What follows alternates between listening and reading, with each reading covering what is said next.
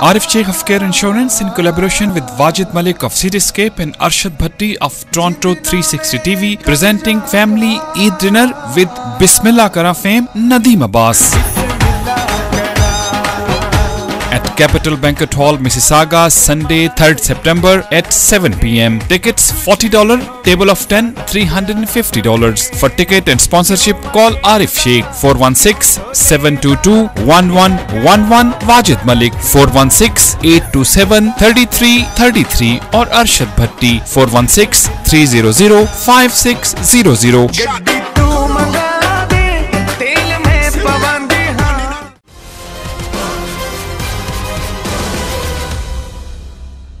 बिस्मिल्लाहिर्रहमानिर्रहीम, अस्सलाम वालेकुम। You are watching Rubaru with Arif Sheikh on Toronto 360। हर हफ्ते आपकी खिदमत में एक प्रोग्राम लेके आता हूँ और कुछ प्रोग्राम ऐसे होते हैं जिन्हें करते हुए बहुत लुत्फ़ आता है या जिनको करने के लिए दिल चाहता है या जिनके लिए जब मैं प्रोग्राम करने आ रहा होता हूँ तो बहुत एक्साइटेड होता हूँ। और आज मेरा वैसा ही एक प्रोग्राम है जिसमें मैं शायद अपने व्यूअर्स से ज़्यादा एक्साइटेड होऊंगा। मैंने बहुत लोगों को इंटरव्यू किया इस चैनल पे और कई और चैनल्स के ऊपर, लेकिन आज जिस शख्स को इंटरव्यू करने जा रहा हूँ उस पर मुझे फ़ख्र है ये कहते हुए कि he is not only an artist but he is the friend, he is the brother.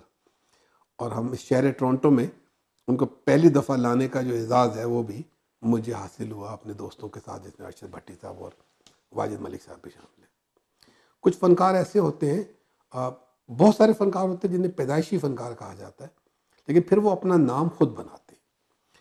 वो अपने वालिदैन से सीखते हैं, अपने उस्ताद से सीखते हैं और आहिस्ता आहिस्ता जब वो आगे जाते हैं तो वो उस फ़न में ऐसी जिद्दत पैदा करते हैं कि उनका नाम कई दफ़ा उनके उस्ताद से आगे चला जाता है, उनके वालिदैन से आगे चला जाता है और फिर आज इस तरक्की के इस दौर में वो नाम ऐसे हो जाते हैं कि वो बच्चे बच्चे की ज़बान पे चले जाते हैं। एक ऐसा ही फ़नकार इस वक्त मेरे साथ स्टूडियो में मौजूद, आपका तारुफ भी उनका कराऊँगा, उनसे बात भी कराऊँगा और फिर मैं चाहूँगा कि मैं आज कम बोलूँ और उनको ज़्यादा सुनूँ। और हमारे शहर में मौजूद हमारे आने वाले शो के हवाले से मेरा दोस्त, मेरा भाई, an excellent artist from Pakistan, Nadeem Abbas. Nadeem, अस्सलाम वालेकुम। वालेकुम सलाम, कैसे हाल भाई? बहुत अच्छा। ये मेरी इतनी तारीफ़ आपने जो की है, अगर आप ये सोचें कि इसके बदले में मैं कुछ कहूँगा और इतनी तारीफ़ आपके लिए करूँगा तो ये आज वो नहीं होगा। वो नहीं मुझे मालूम है वो नहीं होगा। ये रास्ते भर जब से मैं इसको अपनी गाड़ी में बिठाया ना तो इसने मुझे कोई मौका नहीं दिया, लेकिन I am really enjoying his company. जी, मैं जिस तरह से आपने, बहुत शुक्रिया, इतना खूबसूरत इंट्रोडक्शन आपने मेरे लिए, इतने अल्फाज कह दिए कि जो मेरे पे ऐसी ज़िम्मेदारी बनते जा रहे हैं और मैं अपने कंधों पे उस तारीफ़ का या उन अल्फाज का वो बोझ ज़्यादा महसूस कर रहा हूँ। और थैंक यू वेरी मच आपका और हमारे तमाम सुनने वालों का, भट्टी साहब का, वाजिद मलिक साहब का, कि जिन्होंने मुझे फ़र्स्ट टाइम कनाडा जब मैंने परफॉर्म किया आज से 5 साल पहले शायद, 2012 में, तो तभी यही दिन बड़ी ईद का शो था और इत्तेफाक ऐसा हुआ कि मेरा, हाँ जी, और ये दूसरी ईद कनाडा के हिस्से में आ गई है। और मैं बहुत मशकूर हूँ आप सबका और स्पेशली मैं अपने तमाम देखने वालों को, सुनने वालों को मैं ये बताना चाहूँगा कि ये हमारी जो कम्युनिटी है, पाकिस्तान को रिप्रेजेंट करना बाहर के ममालिक में और अपने मुल्क का परचम जो है उसको लहराते रहना और अपनी कम्युनिटी को, अपने कल्चर को, अपने त्यौहार को इस तरह से मनाते रहना, ये भी कम लोगों में, लोग इतने मसरूफ़ हो जाते हैं शेख साहब के अपने बिजनेस में, अपने वक्त नहीं होता, डॉलरों के चक्कर में, उन्हें अपना मुल्क और अपना जो बेसिक जहाँ से वो वाबस्ता होते हैं, जो उनकी मट्टी होती है, उसको वो भूल जाते हैं। लेकिन आई रियली अप्रिशिएट आप सबको, वो लोग जो अपने मुल्क के लिए, अपनी कम्युनिटी के लिए, अपने मुल्क के लिए यहाँ पे उस नाम को ज़िंदा रखे हुए। मुख्तलिफ मेरे जैसे कई आर्टिस्ट यहाँ आते हैं और अपने पाकिस्तान का या अपने मुल्क का नाम लेके चले जाते हैं। तो ये आप इसकी मुबारक के मुस्तहिक भी हैं। बहुत शुक्रिया कि आपने कम्युनिटी में अपने मुल्क का परचम लहराए हुए हैं। उसे पता क्या था नदीम, हम जो वतन से दूर बसते हैं ना, उनके लिए खुशियाँ, छोटी छोटी खुशियाँ बहुत बड़ी खुशी होती है। बिल्कुल। आपको शायद अंदाज़ा नहीं है कि हमारी फैमिलीज, मतलब मैं इमीडिएट फैमिली की बात करूँ ना, नदीम अब्बास अगर हमारे साथ हैं तो अरशद भट्टी, मैं या वाजिद मलिक की फैमिली, हमारी फैमिली कितनी खुश है कि नदीम हमारे साथ ईद कर रहे हैं। और हमारे व्यूवर्स के लिए भी आज ये प्रोग्राम आप देख रहे हैं, इस आने वाले संडे को ईद जो है वो फ्राइडे को होगी, संडे को कैपिटल बैंक्वेट हॉल में हमने फैमिली ईद डिनर का एहतमाम किया, जिसमें नदीम जो है वो ख़ास तौर पर शिरकत करने के लिए पाकिस्तान से आए हैं। इसी हवाले से बात करेंगे। शो ऑलमोस्ट सोल्ड आउट है, लेकिन फिर भी आप रब्ता कर सकते हैं अरशद भट्टी साहब से, वाजिद मलिक से या मुझसे। मैं नदीम के बारे में बात करना चाहूँगा। आज हम नदीम की बातें करें। हर आपने मैं पता है मुझे फ़ख्र होता है कई दफ़ा ना, मैंने रेडियो पे भी इसका ऐलान किया, I wanted to play your song. तो मैं गया, मैंने यूट्यूब पे लिखा बिस्मिल्लाह करा और मैं उसको प्ले करने जा रहा था तो एकदम मेरी नज़र पड़ी, ओ माई गॉड 16 मिलियन हिट, माशाल्लाह माशाल्लाह 16 मिलियन हिट है बिस्मिल्लाह करा पे। तो ये कामयाबी जो है, सोचा था कभी कि बिस्मिल्लाह करा यहाँ चला जाएगा? कभी भी नहीं, ऑनेस्टली कभी पता ही नहीं था कि ये गाना जो है ये इतना सुपर डुपर हिट होगा।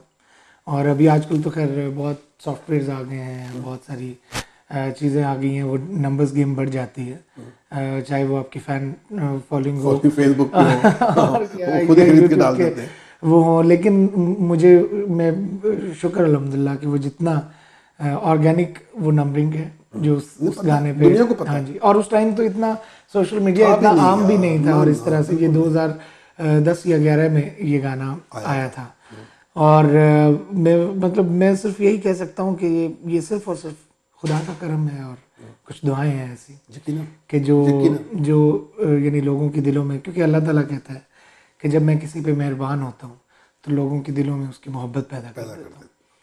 ये सिवाय उसकी मेहरबानी की कुछ नहीं है। नदीम, आपने आपकी फैमिली के तो यकीनन लोग नदीम को जानते हैं।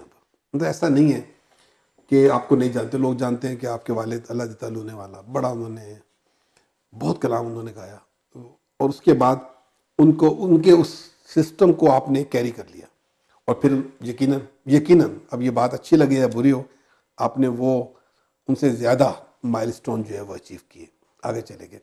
वालिदैन कैसा उनकी फीलिंग कैसी होती है जब वो देखते हैं अपने बेटे की इतनी कामयाबी? सर ये औलाद जो है वो ब्लेसिंग भी है, खुदा की एक नेमतों में से एक नेमत है। और अगर वो नेमत ऐसी हो कि जिसे दुनिया अप्रिशिएट करे और आपके अलावा और लोग भी हों जो उसमें हाँ में हाँ मिलाएं कि वाकई ये ऐसा है, तो डेफिनेटली माँ बाप जो हैं उनका सर फ़ख्र से बुलंद होता है और वो खुदा की शुक्रगुजारी करते हैं। लेकिन जहाँ तक बात है कि मैं अपने फादर का मैं चौथा हिस्सा भी नहीं हूँ उनकी परफॉर्मेंस का, और उनकी जो जैसे वो गायक हैं और जो गॉड गिफ्टेड, क्योंकि वो लोग हैं कि जिन्होंने विदाउट किसी वीडियो के, विदाउट किसी माइक के, विदाउट किसी टीवी के, मेलों में गाया विदाउट माइक के, इन्होंने तो समझ लें कि एक एक बंदे को सुनाया गाना। और वो एक क्राउड जो है वो पहले सैकड़ों में, फिर हज़ारों में, और फिर वो लाखों में वो बदलने में उनको 40-50 साल लग गए। तो हमारे लिए तो बहुत आसानियाँ थी, हमारे लिए तो बहुत सारी ऐसी चीज़ें थी कि जिनमें हमें सहूलतें। मुझे सबसे बड़ा एज ये था कि मैं अल्लाह लोनेवाला खान साहब का बेटा हूँ, और मेरे लिए सबसे बड़ी आसानी यही थी। तो उन एक सेल्फ मेड आदमी के लिए जिसको अल्लाह ने गॉड गिफ्टेड आवाज़ दी हो, वो तो 100% अपने टैलेंट के और अपनी आवाज़ के जोर पे आए। मुझे तो चलो ये जोम है कि मुझे जिन्हें मेरी आवाज़ अच्छी नहीं लगती वो मेरी शक्ल देख के रुक जाएंगे, ठीक है। वैसे मुझे ये जोम है, काफी जोम नहीं है, ये सही है, ये ऐसा है। मैं गवाह भी हूँ ना कुछ चीज़ों का। मैं अब मसला ये है कि मैं टीवी पे हूँ। अच्छा, काफ़ी खवातीन का भी गिला होता है इस मामले पे, और मेरा भी उन पे बहुत गिला होता है कभी कभी। अच्छा। एक ग्रुप था पूरा खवातीन का, हम लोग एक जगह परफॉर्म कर रहे थे, तो वो आगे फर्स्ट टेबल जो होती है, मतलब वीवीआईपी में लोग बैठे हुए, वहाँ पे वो बैठे हुए थे और टेबल बाय करके आए हुए थे। तो आप यकीन करें कि जब मैं आया हूँ तो वो कुछ उनमें फॉरनर्स भी थी, 2-3 लड़कियाँ, और वो इस तरह वो पूरा ग्रुप बन के नदीम अब्बास को सुनने आए थे। अच्छा, जब वो ख़त्म हुआ तो वो मीट एंड ग्रीट वाला वो जो फोटोज़ बनती हैं और ये वो जैसे हुआ, तो जब वहाँ पे वो आई और मेरी उनसे यानी मुलाकात हुई, उन्होंने हेलो हाय की और उन्होंने कहा जी हम आपकी बहुत फ़ैन है। मैंने कहा आपने मेरा, वो जो फॉरनर थी, मैंने ऐसे ही रैंडम क्वेश्चन जैसे होता, मैंने उससे पूछा, मैंने कहा आपको मेरा कौन सा गाना अच्छा लगता, तो उसने सोचना शुरू कर दिया। आपको पता चल गया। अच्छा, उसने जब सोचना शुरू किया तो मुझे पता चल गया कि इसने कम सुना है। कम सुना है। तो मैंने उसे क्वेश्चन किया, मैंने कहा आपने अगर मेरा गाना नहीं सुना तो आप क्या करने आई थी यहाँ पे, या ये जो आपका पूरा ग्रुप। कहते हैं जी हमें आपके गाने समझ नहीं आते थे, हम तस्वीर देखते थे, आपके वीडियोस देखते थे और तब से हम आपके फैन हैं, और हमें ये नहीं पता कि आप गाते क्या हैं, कौन सा गाना है।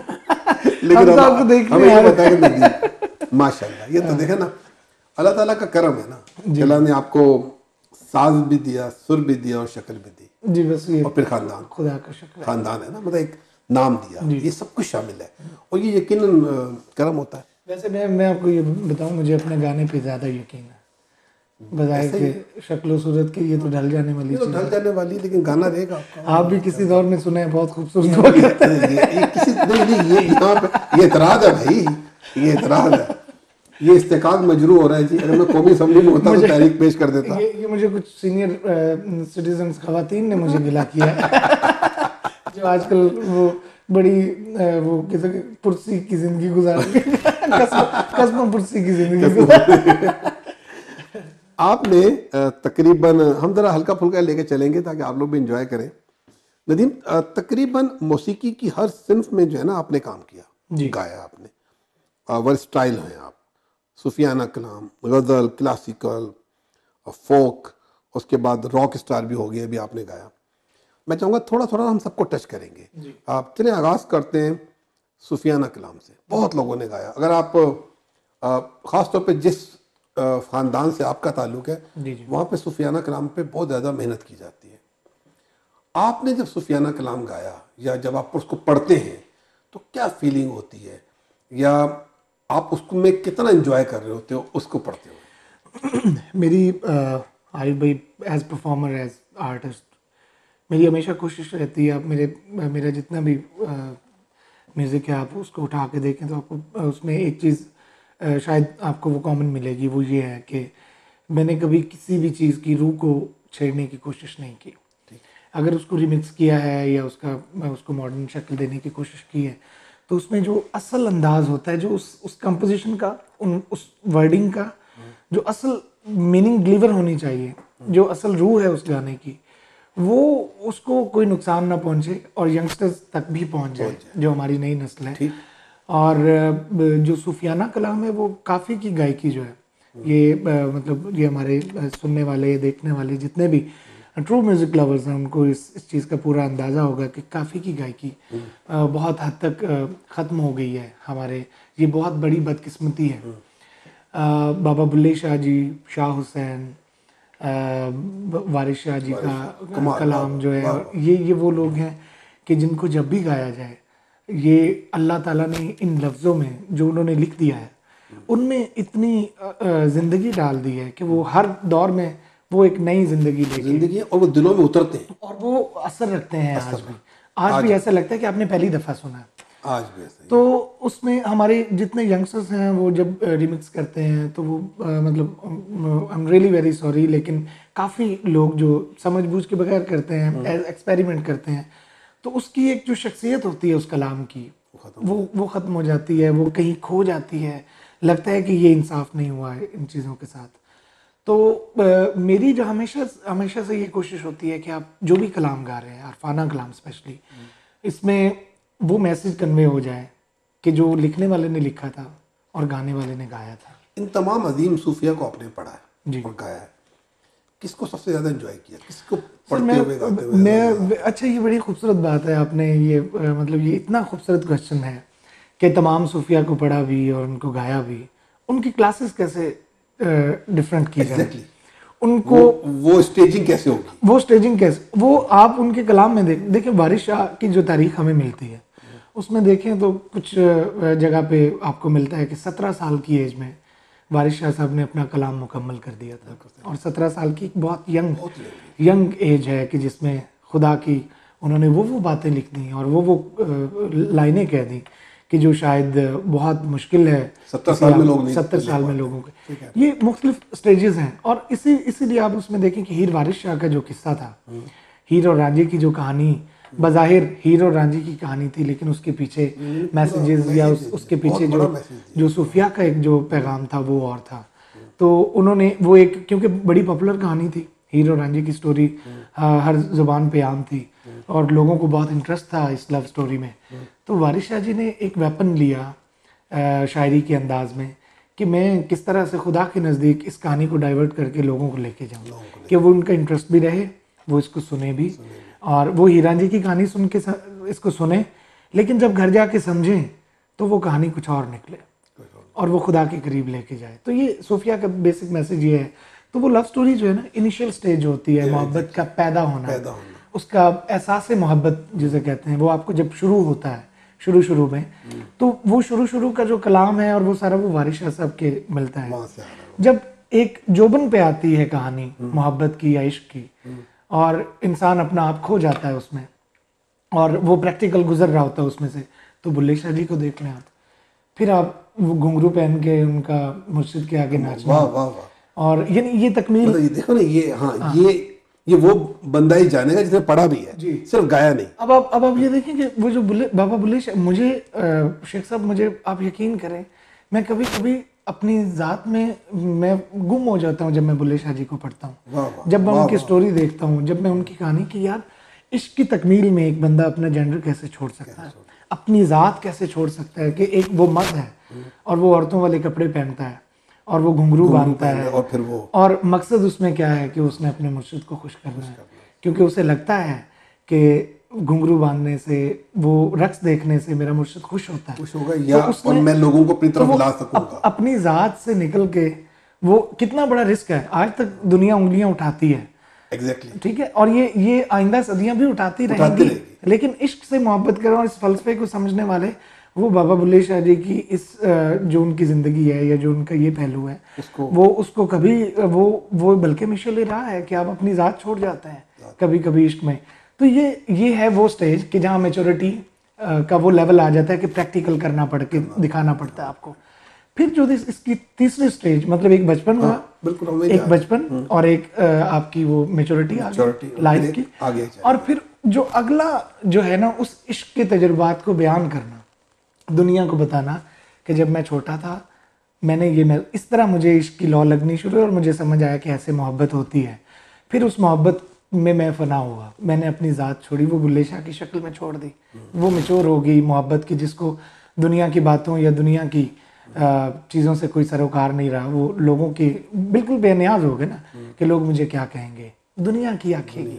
अच्छा, उसके बाद फिर उन तजुर्बात को बयान करने का एक वक्त आ गया और वो है कि बुजुर्गी आ गई, फिर पंचायत लगती है, आपसे क्वेश्चन होते हैं कि जी आपने इश्क के बारे में, मोहब्बत के बारे में या इस दुनिया के बारे में आपने क्या देखा और क्या आप समझ, जैसे हम बुजुर्गों से राय लेते हैं, वो हैं मियाँ मोहम्मद बख्श, कि उनका कलाम जो है, उनका कलाम जब आप सुनते हैं तो आपको इस तरह लगता है कि कोई बुजुर्ग है और वो अपने तजुर्बात आपके सामने हैं, और खुदा की वो मोहब्बत जो है, इश्क यकता की जो बातें हैं, वो इस तरह खोल के मिसालों में समझा रहे हैं कि जैसे किसी बुजुर्ग को किसी बड़े को समझानी चाहिए।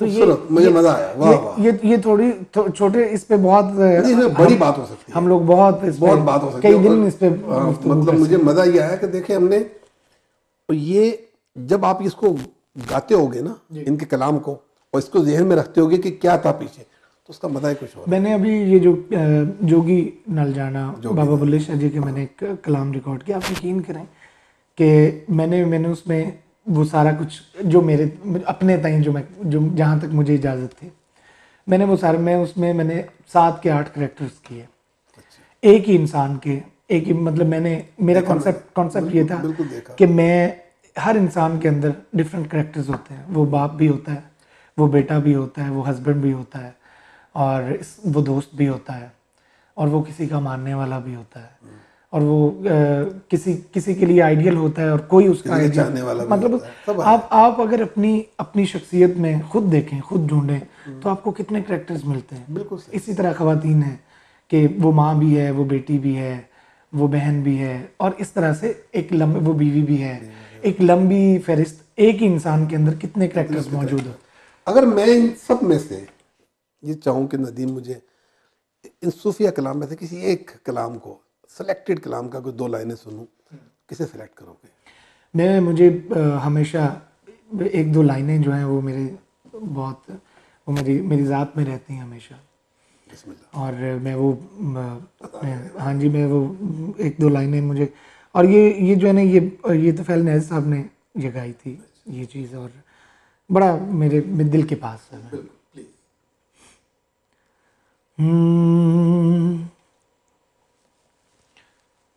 कदिया वे माही गल लग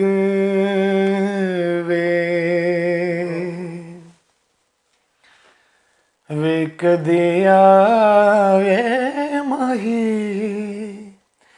गल लग वे तेरी दीद गरीबां दा हज वे हाय वे कदी आवे माही गल लग वे। वाह वाह वाह। इश्क में दो कैफियत है जो मैंने पढ़ा है, ये जो मैंने सुना है, और वो एक हिज्र की है और एक विसाल की है। सही। लेकिन मैं हिज्र का ज़्यादा कायल हूँ। अच्छा। उसकी वजह ये है कि वो हमेशा रहने वाली चीज़ है, और जब कोई तकमील हो जाती है, जिस तरह मोहब्बत है, तो वो मोहब्बत जो आपको हासिल हो जाती है तो उसकी औकात कम होनी शुरू हो जाती है, और वो मोहब्बत के जिसकी जुस्तजू रहती है कब्र की दीवारों तक, वो हमेशा जाती है, और वो ना समझ आने वाली और ना मुकम्मल होने वाली जो चीज़ है आपके साथ रहे। वो सिर्फ खुदा की ज़ात है, कि जो वो कभी भी तुम ही गोरख धंधा हो, एग्जैक्टली। कि वो जब समझ आ जाए तो वो खुदा नहीं रहता। और इसी तरह जब इश्क वसाल हो जाए, जब मिल जाए, मुकम्मल हो जाए, तो वो इश्क नहीं रहता। इश्क नहीं रहता। तो इसी तरह से ये जुस्तजू जो है ना उसकी, ये मुझे तेरी दीद गरीबां दा हज वे कदी आवे माही गल लग वे। और लाइन सुनिएगा। आना मैं सोनी हो ना गुण पल्ले, ना मैं सोनी वे ना मैं सोनी, ना मैं सोनी ना गुण पल्ले, मेरे ऐब निमानी दे कजवे हाय वे कदी आवे माही गल लग वे तेरी दीद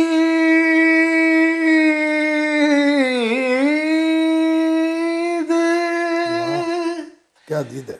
गरीबां दा हज वे हाय वे कदी आवे माही गल लग वाह वाह वे। बहुत आला। सूफियाना कलाम के साथ सुर का इतना खूबसूरत इम्तिजाज बहुत कम देखा, और मुझे खुशी है कि आज मैं अपने सामने बिठा के अपने भाई से, अपने दोस्त से ये चीज़ें सुन रहा हूँ। Stay tune with us, will go for a quick break. वापस आएंगे तो नदीम अब्बास से और बहुत कुछ सुनेंगे।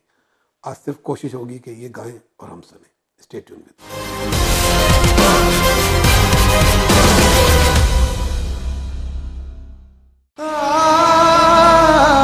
Arif Sheikh of Care Insurance in collaboration with Wajid Malik of Cityscape and Arshad Bhatti of Toronto 360 TV presenting Family Eid Dinner with Bismillah Kara fame Nadeem Abbas. At Capital Banquet Hall, Mississauga, Sunday, 3rd September at 7 p.m. Tickets $40, table of 10, $350. For ticket and sponsorship, call Arif Sheikh 416-722-1111, Wajid Malik 416-827-3333 or Arshad Bhatti 416-300-5600.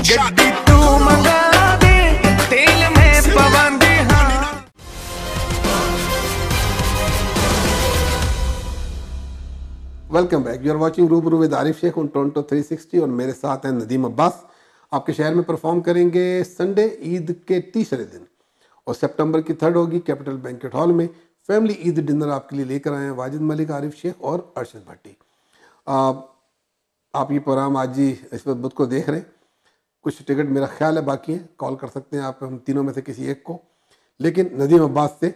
और हमने इसको family dinner बनाया है, अपनी families को लाइएगा, हम बैठेंगे और इसको एंजॉय, खाना भी एंजॉय करेंगे और फिर उसके बाद साज आप रात और फिर अगले दिन छुट्टी है, खूब एंजॉय करेंगे। नदीम से कुछ और बातचीत करते हैं। नदीम, अब मैं तो कहीं और ही खो गया था भाई, जो सूफियाना कलाम आपने सुनाया, गज़ल भी आपका एरिया जी, हम उसको भी टच करेंगे। लेकिन मैं पहले गज़ल पे जाने से पहले मैं अब आऊँगा बिस्मिल्लाह की तरफ। बिस्मिल्लाह करा, हमने कहा ना 16 मिलियन यार, एज ए पाकिस्तानी मेरा तो दिल जो है ना वो इतना बड़ा हुआ जब मैंने देखा कि हमारा एक नौजवान जो है उसके गाने पे 16 मिलियन हिट हुए हुए हैं। वो लोग देख रहे हैं और ये वो एक पोस्टिंग है। बिस्मिल्लाह करा जो है वो पता नहीं कितने लोगों ने पोस्ट किया अपने अपने रंग में। तो मैं वो मेन पोस्टिंग की बात कर रहा हूँ। मैंने जो परफॉर्म किया ये जो शोज में वो अलग है। ये वो है जिसको आप यूट्यूब पर लिखते हैं बिस्मिल्लाह करा, जो पहली पोस्टिंग है उसमें 16 मिलियन है। मैं आगे कहीं जाने से पहले, क्योंकि मैं चाहूंगा कि बिस्मिल्लाह करा हम सुनेंगे थोड़ा सा और फिर हम आगे क्योंकि ये वो गीत है जो पहचान बना, नदीम अब्बास की पहचान, इस पे तो कोई शक नहीं। बिल्कुल ऐसे ही यहीं से शुरू करेंगे और ये बिस्मिल्लाह करा जो है हम लेके आएंगे 3 सितंबर को आपके लिए कैपिटल बैंक्वेट हॉल में।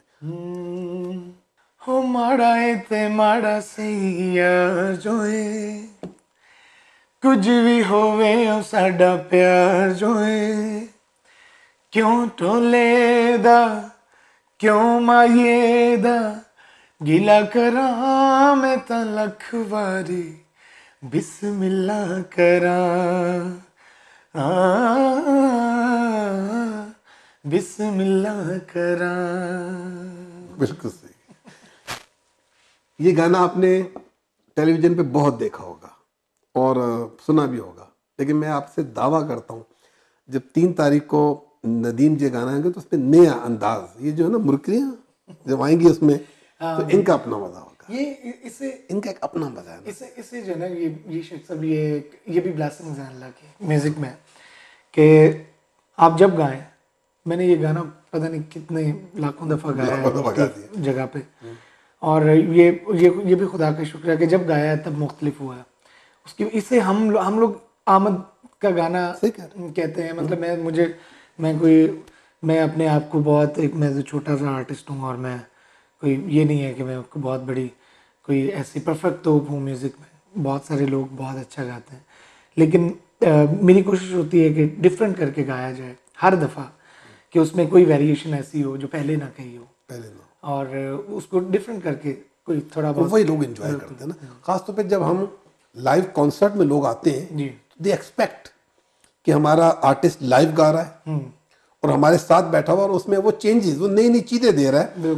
और मैं 2012 में वो फंक्शन हम नहीं भूल सकते, और वो जो हमारा सोल्ड आउट हॉल था वो लोग नहीं भूल सकते। द डे भी अनाउंस कि हम दोबारा नदीम को लाए, और हमें ये आपका शुक्रिया कि आपने 2 दफ़ा हमें चांस दिया। जी वरना तो ये शहर बहुत सारी और चीज़ों के साथ प्रमोटरों से ही भरा हुआ है। और फिर अगली दोनों दफ़ा भी मैं आपको चांस देने वाला हूँ। ये हमारी अब जिंदगी के साथ है, इंशाल्लाह मोहब्बत हमारी ऐसी रहेगी। तो उसका एक अपना अंदाज वो लोगों ने एंजॉय किया जब आपने गाया, और मुझे उम्मीद है कि इस दफ़ा भी जब हम जाएंगे। इसके बाद पंजाबी फोक को आपने काफ़ी प्रमोट किया, आपके ज़्यादातर गीत ही। जी मेरा, क्योंकि मैं जिस घराने से मेरा ताल्लुक़ है, खान साहब उस्ताद अल्लाह तआला वाला, वो फोक की यानी वो फाउंडर्स हैं कि जिन्होंने अपने रास्ते नए बनाए उस फोक म्यूज़िक के अंदर, और उनकी काफ़ी बहुत बड़ी कंट्रीब्यूशन है, मैं ये समझता हूँ एज आर्टिस्ट।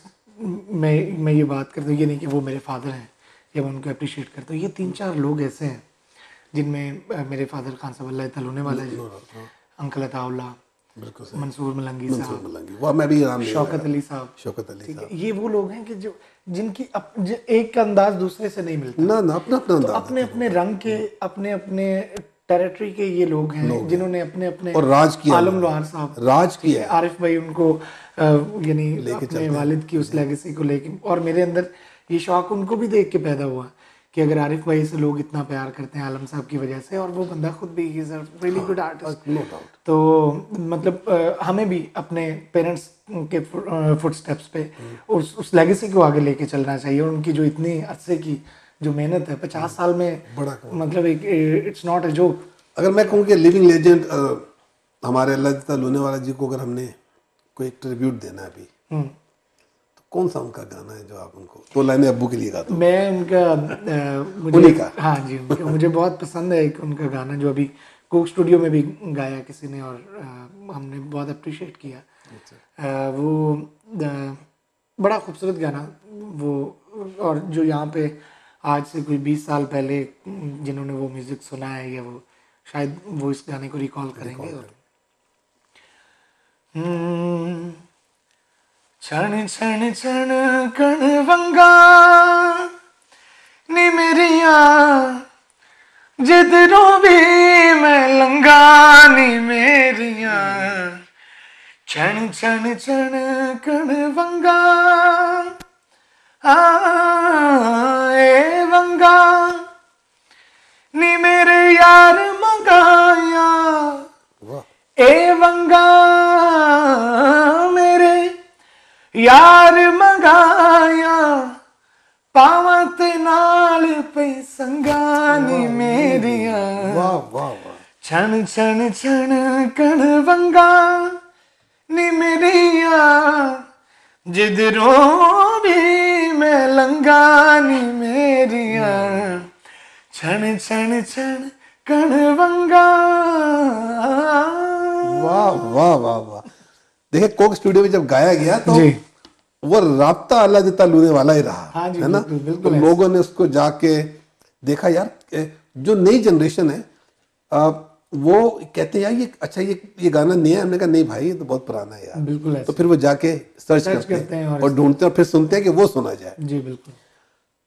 आपने अब आप आहिस्ता आहिस्ता अपने नेचुरली अभी जो आपकी नया कैसेट्स आई हैं, जो आपकी सीडीज आई, उसके अंदर आपने गज़ल के ऊपर भी काफ़ी काम किया। देखिए आप कितने डिफरेंट जॉनर्स की बात कर रहे हैं कि म्यूज़िक में, और ये मैंने भी आज नोटिस किया कि मैंने तो काफ़ी सारा कुछ मुख्तलिफ अदवार में और मुख्तलिफ गायकी पे मैंने यानी उस पर काम किया है। तो वो कहता था ना मैं कंफ्यूज कर दूंगा। मैं भी तो रिसर्च करके आया हूँ ना। नहीं वेरी गुड, बहुत आपने। अच्छा नदीम पे अब मुझे रिसर्च की जरूरत नहीं पड़ती, अब नदीम हमारी ज़ात का हिस्सा बन चुका है। थैंक यू वेरी मच, बहुत शुक्रिया। आपने अभी जो रिसेंटली गज़लें गाई वो बड़ी मशहूर है, आंसुओं में बहा वो दिया। बहुत उसको लोगों ने पसंद किया, और मैं आपके साथ बैठ के और मैं आपकी गज़लें सुन चुका हूँ, क्योंकि एक वो रंग है जो लोगों के सामने बहुत ज़्यादा है, बिस्मिल्लाह कमर्शियल और वो वाला, ये वो। लेकिन वो जो नदीम अब्बास है ना जो कि बैठ के आराम से गज़ल को जब देता है, और मैंने लोगों को सुनते और उसमें खोते देखा उस गज़ल में, और हर फनकार को मैंने वैसे कुछ लोगों को रोते हुए भी देखा। मैं चूंकि से आपको देख रहा होता हूँ, जो रो रहे होते हैं मेरी नज़र नहीं होती है जी। गज़ल में क्या आप बहुत ज़्यादा टाइम देते हो गज़ल की गायकी को, या देना चाहते हो? मुझे आरिफ भाई ये जो सिन्फ़े गायकी है गज़ल, मुझे इतनी ये इतना खूबसूरत सॉफ्ट मिजाज है आपकी ज़ात का।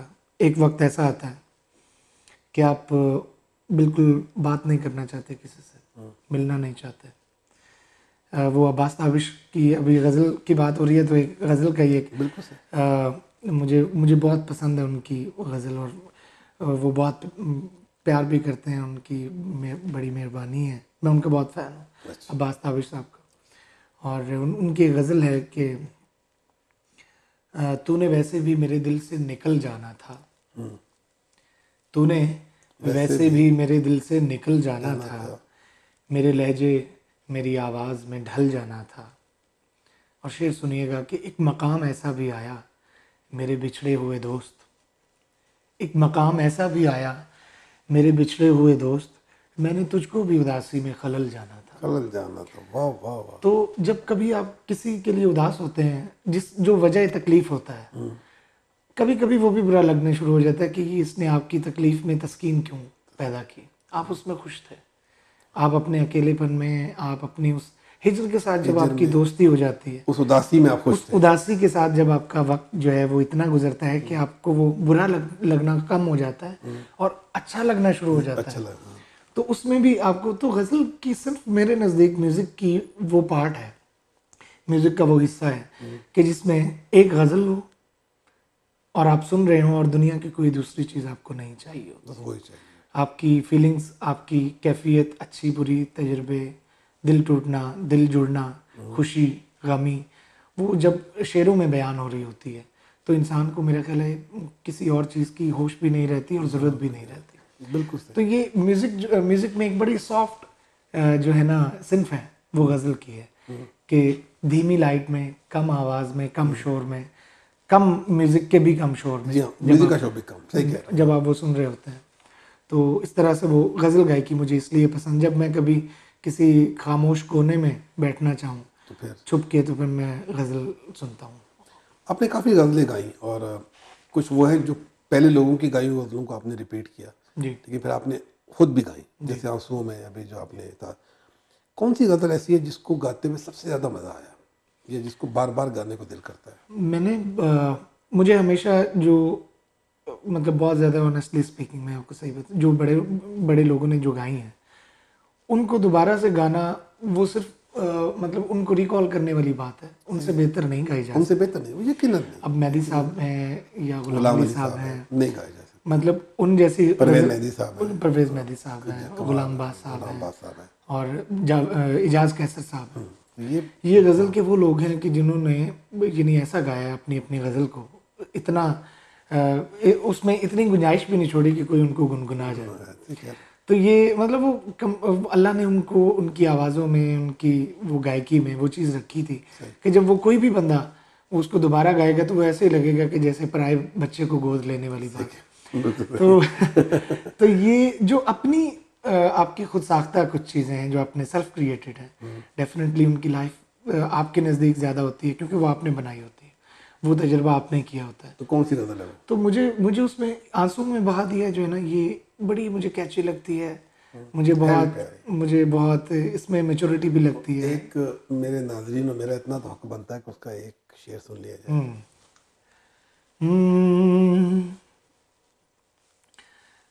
आंसुओं में बहा दिया है तुम्हें, मैंने रोकर गमा दिया है तुम्हें, वाह। आंसुओं में बहा दिया है तुम्हें। वाह वाह वाह। और जो इसकी बड़ा खूबसूरत शेर है जो मुझे बहुत अच्छा लगता है, तुमको शायद ना एतबार आए, तुमको शायद ना एतबार आए, मैंने सचमुच भुला दिया है तुम्हें,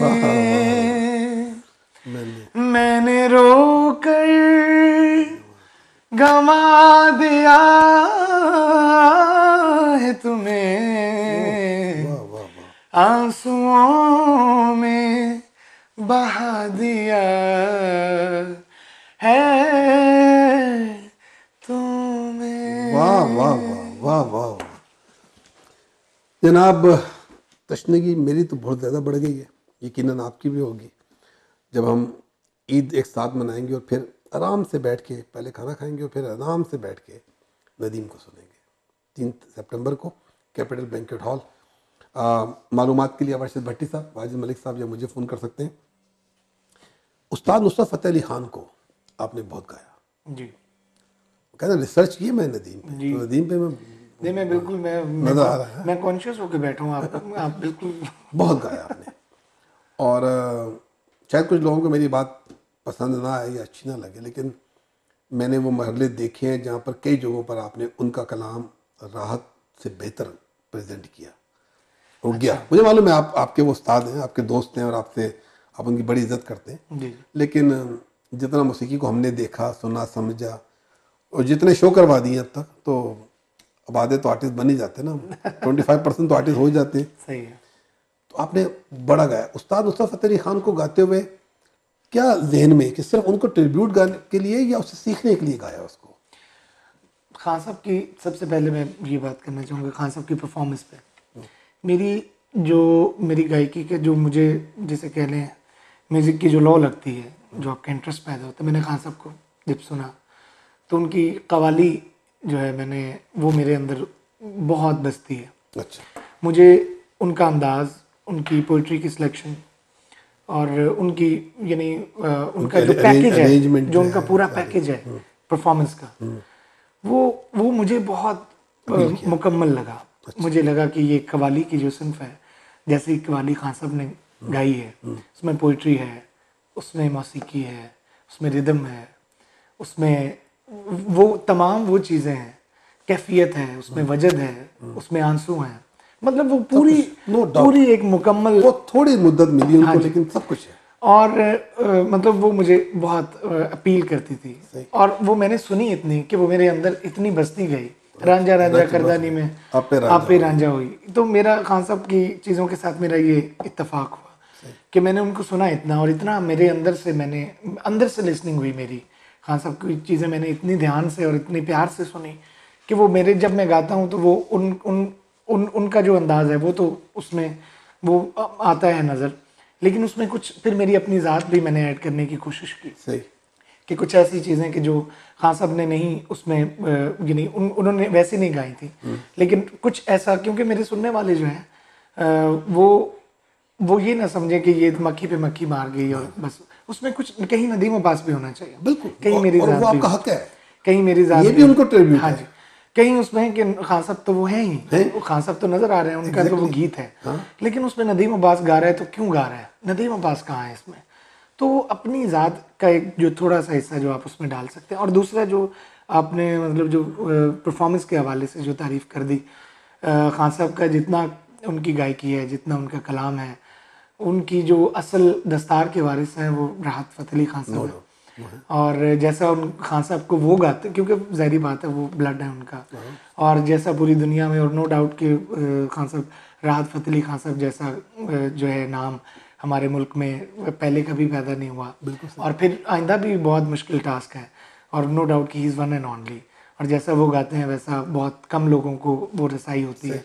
लेकिन एज लिसनर आपने जो जुमले मेरे लिए कहे वो मेरे लिए बाइस इज़्ज़त हैं और मेरे लिए लेकिन मैं ये समझता हूँ कि राहत फ़तेह अली ख़ान साहब, लेकिन एक अपना एक है, हम प्रोग्राम के इख्तिताम की तरफ जा रहे हैं, लेकिन मैं 2 चीज़ें सुनने के बाद ही प्रोग्राम का एंड करूँगा, वरना ये प्रोग्राम एंड नहीं होगा, चाहे हमारे डायरेक्टर रक्षान मुझे निकाल दे यहाँ से। वैसे वो निकालने वाले हैं, लेकिन उससे पहले खान साहब का कोई एक लाइन छोटी सी, कोई भी किसी भी चीज़ को, चाहे वो किसी यार ना बिछड़े, नदीम के साथ। अच्छा ठीक है। मन अटकिया बेपरवाह दे नाल, मन अटकिया बेपरवाह दे नाल, उस दीन दुनी दे शाह दे नाल, मन अटकिया बेपरवाह दे नाल, मन अटके आवे वाह वाह आना एना एना एना मन अटके बेपरवाह दे नाल वाह वाह वाह उस दिन दूनी दे शादे नाल मन अटकिया बेपरवाह दे नाल। वाह वाह थैंक यू। आज वैसे सारा सूफी हो गया, लेकिन हमारे सुनने वाले जो भंगड़ा पसंद करते हैं वो बिल्कुल मायूस ना हो कि हम उस दिन आपके साथ आपका ये हश्र करेंगे, ऐसा बिल्कुल नहीं करेंगे। उस दिन आपको भंगड़ा मिलेगा, उस दिन आपको पूरा टाइम मिलेगा। भंगड़े वाले नदीम को तो जानते हैं ना सारे। मैं जरा मेरी असल पहचान तो ये जो मार्केट में है वो भंगड़ा नदीम वो तो भंगड़ा और फास्ट म्यूजिक है। सर जी कौमी नगमों की तरफ आते हैं प्रोग्राम के एंड करने से पहले। जी पाकिस्तान में यकीन हम सब बड़े पक्के पाकिस्तानी हैं, मोहब्बत अपने वतन से कूट कूट के भरी हुई है जी। और ख़ास तौर पे जब हम वतन से बाहर होते हैं तो ज़्यादा होती है। यकीन करो, मेरा ट्रस्ट करो मुझ पर कि ऐसा ही होता है। हम शायद पाकिस्तान से बाहर रह के बड़े और पक्के पाकिस्तानी बन जाते हैं। क्यों? हमें वो महरूमी का एहसास होता है ना, बिल्कुल, तो उससे वो ज़्यादा आपकी तरफ जरा ज़्यादा है, पुख्तगी है। बिल्कुल। पाकिस्तान में हम छोटे से बड़े हो गए, इतनी न्यूज़ हम नहीं देखते जितनी मैंने यहाँ लोगों के घरों में देखी। एग्जैक्टली तो क्या हुआ कि कौमी नगमे और वो आहिस्ता आहिस्ता वो तारीख का हिस्सा बनते चले गए। जी बिल्कुल। वो मतलब बच्चे की, वो आज भी जो बच्चा जो होश संभालता है और बड़ा हो जाता है तो वो कौमी नगमे उसके वजूद में शामिल हो जाते हैं, उसकी ज़िंदगी का हिस्सा बन जाते हैं। सोनी धरती अल्लाह रखे, कदम कदम आबाद तुझे, जीवे जीवे पाकिस्तान, आली साहब ने कहा, या तेरा पाकिस्तान है मेरा पाकिस्तान, अमजद हुसैन ने गा दिया, इस पे दिल कुर्बान इस पे जान भी। और मुझे हमने उनके भी शो करवाए। आजकल हमारे वो सूफी दोस्त हैं, इंशाल्लाह बहुत जल्द कोशिश करेंगे उनको लाएंगे। या हमारे मरहूम जुनैद जमशेद, दिल दिल पाकिस्तान जी। या वतन की मिट्टी गवार है नज़रा नूर, ये वो सारे गीत हैं जो हर जनरेशन, हमारे से पहले बाद आने वाली जनरेशन के साथ है। इस साल जब 2017 में जश्न आज़ादी पाकिस्तान मनाया गया तो एक ऐसा गीत जो है वो पाकिस्तान के हर चैनल पे दिखाया गया, हर रेडियो पे बजाया गया, हर लब पे गुनगुनाया गया, और वो था बोले सारा पाकिस्तान। और वो नदीम को एजाज़ हासिल हुआ। फिर कैसे हुआ ये, कहाँ ये, कब, कैसे ये गीत आप तक पहुँचा, और ये ख्याल क्यों आया कि मैंने ये करना है? मुझे हमेशा पूरी दुनिया में जब भी गए जाने का इत्तेफाक हुआ और अपने मुल्क को रिप्रेजेंट करने का मौका मिला जिस फोरम पे भी, तो वहाँ मुझे कुछ चीज़ें ऐसी थी कि जो बहुत अच्छी सुनने को मिली, और अक्सर ऐसी थी कि जो मेरे दिल को तकलीफ़ होती थी जब लोग पाकिस्तान के बारे में ऐसी बात करते थे कि पाकिस्तान में मतलब खुदा ना करे कि वो टेररिज्म बहुत है, और जो इल्ज़ामात हम पे लगाए जाते हैं, जो भी हाल ही में अभी हमने ताज़े भी सुने हैं। हाँ जी। तो ये जो कॉन्सेप्ट है मुझे हमेशा ये चुभता था, क्योंकि मैं अपने जिस मिट्टी से मैं वाबस्ता हूँ, मैंने अपनी बहुत कम उम्र में मैंने अपने वालिद के साथ पूरे मुल्क में हर जगह पाकिस्तान के हर खित्ते में परफॉर्म किया, लोगों को देखा, उनके बिहेवियर देखे, उनकी मोहब्बत देखी, और उनकी अपने मुल्क के लिए, अपने फ़नकारों के लिए, अपने जो हमारा कल्चर है उसके लिए जो मोहब्बत देखी। तो मुझे जब मैं बाहर लोगों से सुनता हूँ कि पाकिस्तान में ये नहीं है, पाकिस्तान में वो नहीं है, तो बड़ी तकलीफ़ होती थी। सही।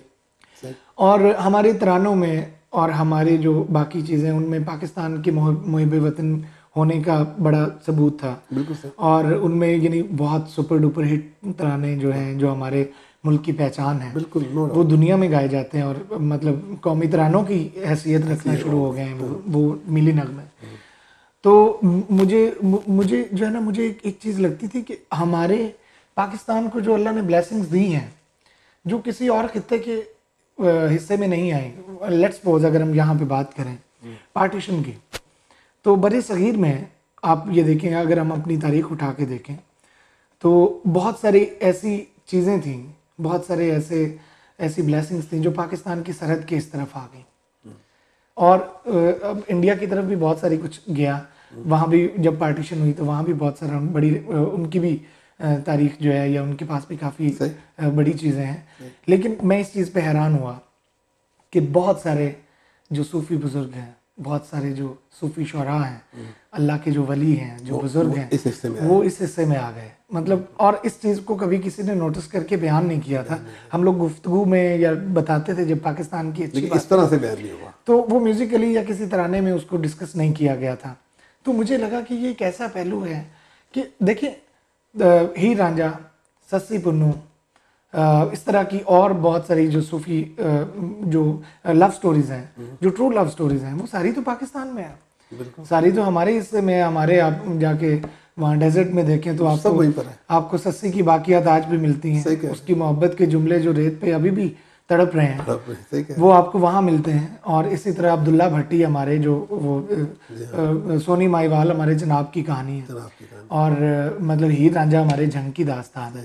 तो आप ये देखें कि ये वो लोग हैं जो पूरी दुनिया में जो लव स्टोरीज, रोमियो जूलियट के साथ इनका नाम लिया जा रहा है, ठीक है ना। तो ये तो है पाकिस्तान के हिस्से में, लेकिन कोई उसको लेके नहीं गया। और सूफी शोरा में अगर आप देखें तो जहाँ इंडिया में बहुत सारे लोग, मैं बरे सगीर की इसलिए बात कर रहा हूँ क्योंकि इंडिया और पाकिस्तान पहले एक थे, बिल्कुल सही। और मतलब हमारे हिस्से में वही जुबान है, वही पंजाबी है, वही सराइकी है, वही हमारी जो कल्चर की बहुत सारी चीज़ें कॉमन है, और इस तरह से जो इंडिया में भी हैं।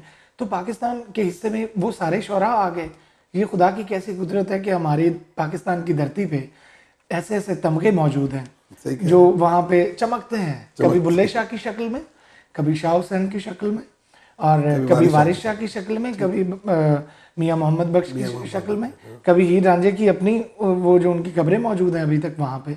और इसी तरह से हम लोग बाबा गुरु नानक जी को आप देख लें, ठीक है ना, कि ननकाना साहब के वो हमारे जो सिख भाई हैं, उनकी जो इबादत गाह है, जैसे हमारा हज होता है जाके सऊदी अरब में, तो उनकी वो तो पाकिस्तान की हिस्सा में। तो कभी इसको डिस्कस क्यों नहीं किया गया कि हमारे पास क्या क्या है? किसने लिखा इस तरह को? सर ये मैंने कोशिश की, इसको मैंने 2-4 लोगों को एंगेज कर लिया। मैंने कोशिश की कि वो मुझे इस कॉन्सेप्ट पे कुछ चीज़ें बना दें। अच्छा। तो वो बन नहीं पाई, और मैंने इस तरह मोस्टली अपने काफ़ी सारे गीत हैं जो कॉन्सेप्ट जो मैं चाह रहा था, जो मैं उनके अंदाज चाह रहा था, वो समझाने मुश्किल हो जाते हैं लोगों को। जिस कैफियत में मैं हूँ, मुझे जिस एंगल से आप नज़र आ रहे हैं, वहाँ से आप ऐसे नज़र नहीं आ रहे। तो ये लिखने का भी यही अंदाज है कि जो मैं चाह रहा था कि इस कंपोजिशन के मुताबिक ये होना चाहिए, वो डिलीवर नहीं हो पा रहा था। फिर मैंने खुद लिखा, और हाँ जी, और ये फिर A to Z इसकी जितनी अरेंजमेंट थी, जितना सारा तराने के एक हिस्से से ये शुरू होता है, और फिर उसकी जो स्टार्ट के बोल हैं कि ये मुल्क मोहम्मद और अली के हाथों से बना, कायदे आज़म मोहम्मद अली जिन्ना, तो ये मतलब जिन्ना के कदमों पे चलते हुए, तो ये इसमें भी बहुत मानवीयत और मार्फत है, जो सुनने वाले समझते हैं, और जिनको ये सिंपल लगती है वो सिंपल समझते हैं। कुछ पता था कि ये इतना बड़ा तराना बन जाएगा कि मतलब बच्चे की ज़बान पे 2017 का बेस्ट नेशनल सॉन्ग बन जाएगा ये? बस ये मैं तो यही कहूँगा कि जिन बुज़ुर्गों को मैंने इनमें, वो लोग पाकिस्तान में एज मुस्लिम कि जिन्होंने जो शहादतें जिन्होंने दी, और जिन्होंने हमारे रिलीजियस पे, हमारे मुल्क पे, हमारी सरहदों पे, या हमारे जैसे ईदी साहब जैसे लोगों का जिक्र हुआ इस तराने में, तो ये वो शख्सियात हैं जो पाकिस्तान के इमेज को दुनिया में सॉफ्ट, मैं ये कहता हूँ कि अगर कोई कोशिश करे, और जो ट्रम्प साहब ने पाकिस्तान के लिए जो भी उनके ख्यालात थे, ये तराना उनको ट्रांसलेट करके सुनाए, हमारे अमरीकी जो भाई हैं, उनको सुना कि उनको पता चले कि पाकिस्तान में, चलिए जैसे करते हैं कि इस तराने के 2 जुमले पहले सुन लें आपसे जी, तो वो इसका वो हिस्सा जो तुम्हें सबसे ज्यादा पसंद है। मुझे ये सारा सर से पांव तक बहुत, सारा तो वही सुनेंगे 3 तारीख को। मुझे तो सारा बहुत अच्छा लगता है, लेकिन वो हिस्सा जिसको आप चाहोगे कि तशनी की तरह बढ़ा के छोड़ के चलते हैं ना। हाँ, ये मतलब इसका ये क्योंकि वो पोइट्री कनेक्टेड है बहुत लंबी, तो इसका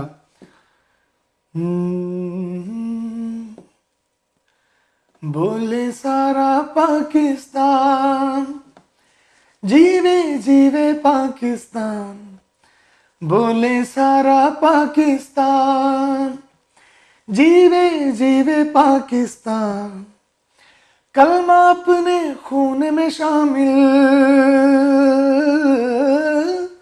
कलमा अपने खून में शामिल, धड़कन पाकिस्तान, बोले सारा पाकिस्तान, जीवे जीवे पाकिस्तान, बोले सारा पाकिस्तान।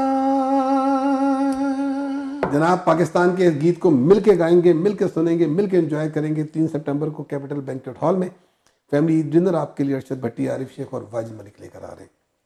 सर जी, प्रोग्राम का तकरीबन इख्तिताम जी, आपके आने का बहुत शुक्रिया।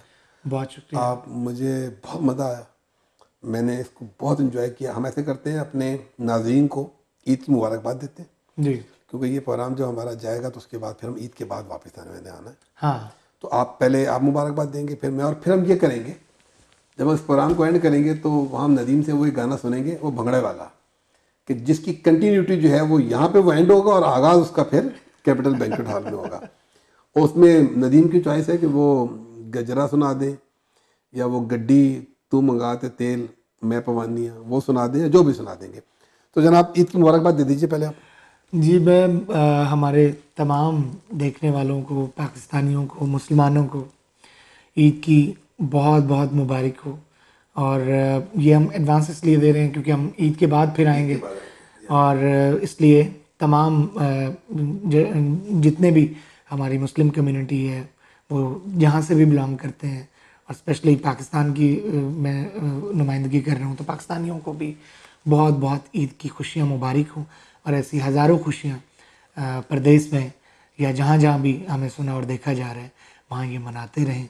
और मेरी तरफ से बहुत बेस्ट विशेस। जनाब, प्रोग्राम का तकरीबन इख्तिताम होता चला जा रहा है कि ईद उल अज़हा की खुशियाँ आपको मुबारक हो। अल्लाह ताला ये दिन आपके लिए, आपकी फैमिलीज़ के लिए, आपके इर्द गिर्द में रहने वाले तमाम लोगों के लिए बहुत ढेर सारी खुशियाँ लेके हैं। और आपकी खुशियों के रंग को दोबाला करने के लिए Nadeem Abbas all the way from Pakistan से आए। 3 सितंबर को कैपिटल बैंक्वेट हॉल में ईद फैमिली डिनर इसलिए कहा कि फैमिलीज़ को लाएंगे और ईद के रंग में उस दिन को मनाएंगे। इंशाल्लाह वहाँ आपसे मुलाकात होगी। प्रोग्राम का अख्तिताम करूँगा, लेकिन उसमें उसका अख्तिताम मेरी तरफ से हो जाएगा, लेकिन नदीम अपने भंगड़े का वो सॉन्ग सुना देंगे जिसका उन्होंने इख्तिताम जो है वो कैपिटल बैंक्वेट हॉल में करना है। अपना ख्याल रखिएगा, अपनों का ख्याल रखिएगा। अपने मेज़बान आरिफ शेख को दीजिए इजाज़त। अल्लाह हाफ़िज़। गड्डी तू मंगा दे, तेल मैं पवा दिया, जे मैं तेरे कोल रवा ते मैं राजी रहंदिया, जे मैं तेरे कोल रवा राजी रहंदिया। Arif Sheikh of Care Insurance in collaboration with Wajid Malik of Cityscape and Arshad Bhatti of Toronto 360 TV presenting Family Eid Dinner with Bismillah Kara fame Nadeem Abbas at Capital Banquet Hall, Mississauga, Sunday 3rd September at 7 p.m. Tickets $40, table of 10, $350. For ticket and sponsorship, call Arif Sheikh 416-722-1111, Wajid Malik 416-827-3333 or Arshad Bhatti 416-300-5600.